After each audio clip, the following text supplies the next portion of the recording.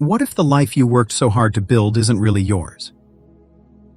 Your job looks respectable. Your relationships seem stable.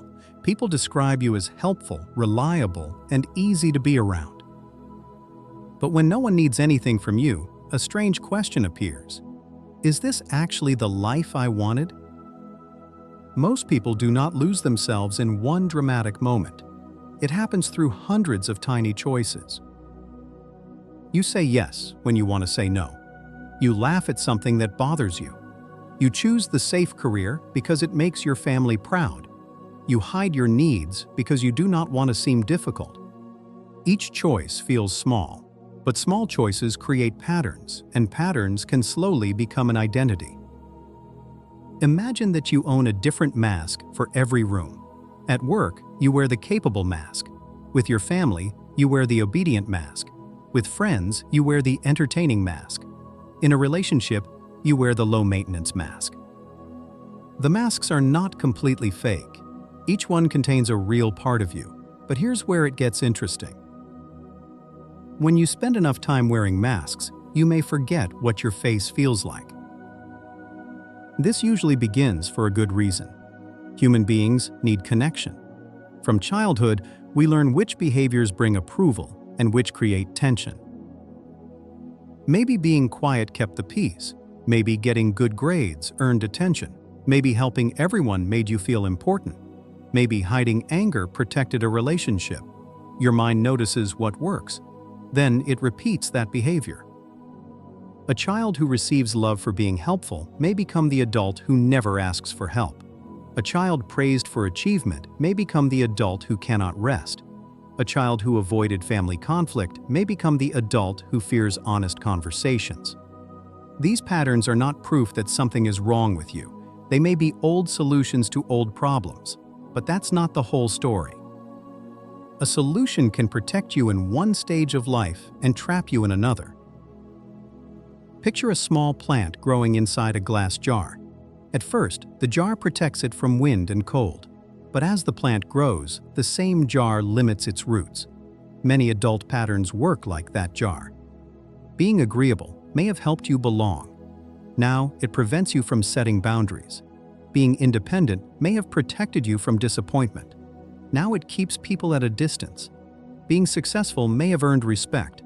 Now, every mistake feels like a threat. The strategy still works, but the price keeps rising. So how can you tell when you are living someone else's life? The first sign is that your answers arrive too quickly. Someone asks for a favor, and you say yes before checking your schedule.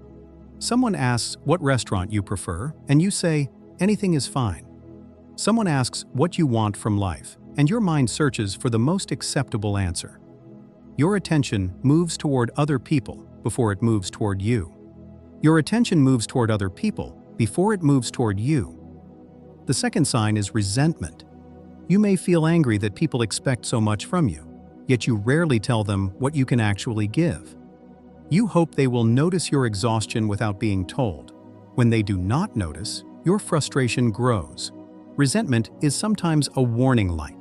It can signal that your actions and your real limits are moving in opposite directions. The third sign is a strange kind of envy. You see someone change careers, travel alone, end an unhealthy friendship, or refuse an unfair request. Their choice annoys you more than expected. But the surprising part is that you may not want their life. You may want their permission. Their freedom reminds you of the freedom you have not allowed yourself.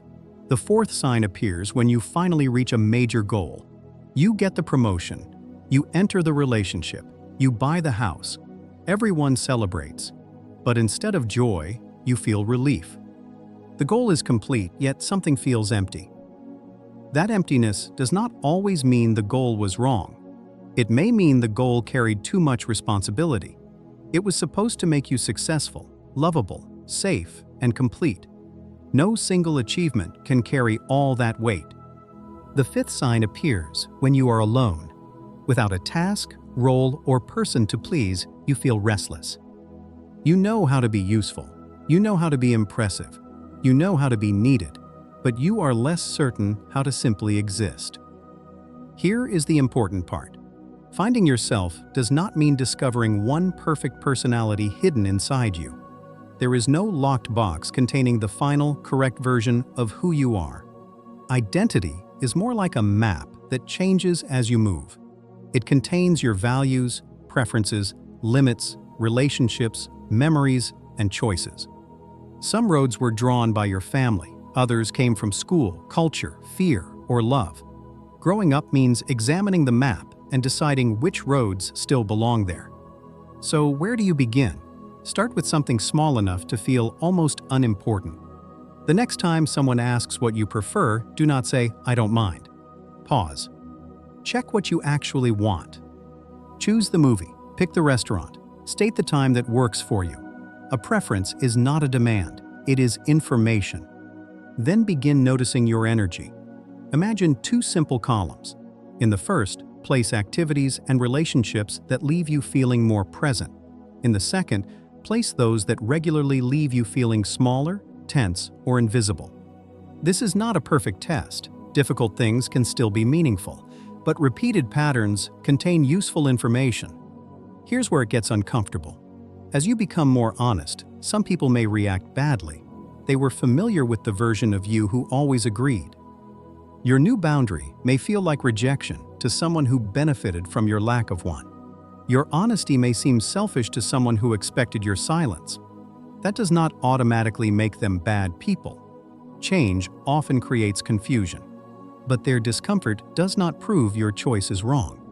Learning to live your own life requires a new skill, allowing other people to be disappointed.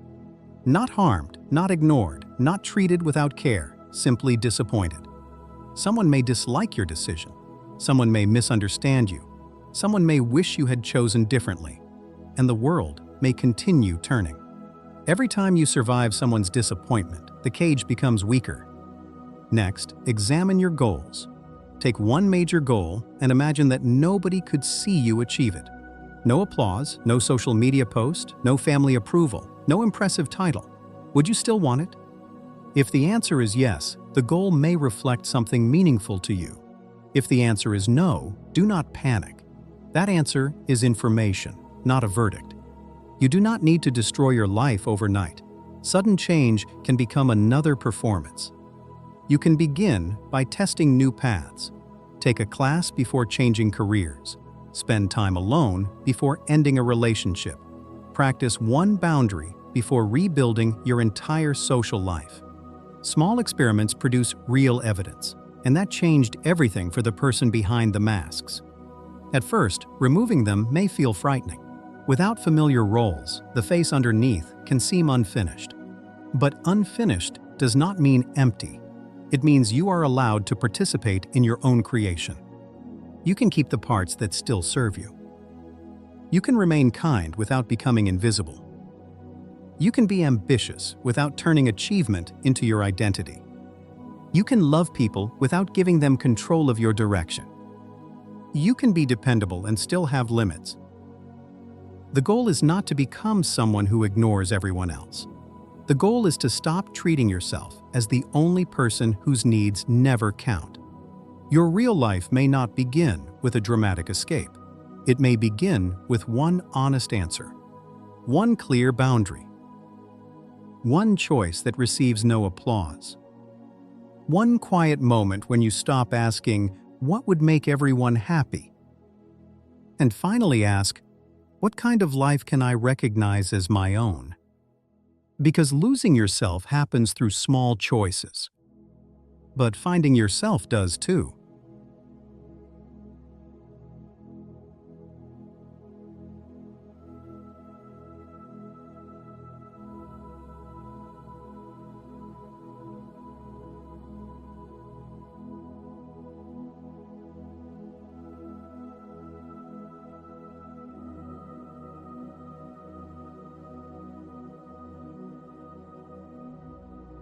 Because losing yourself happens through small choices, but finding yourself does too.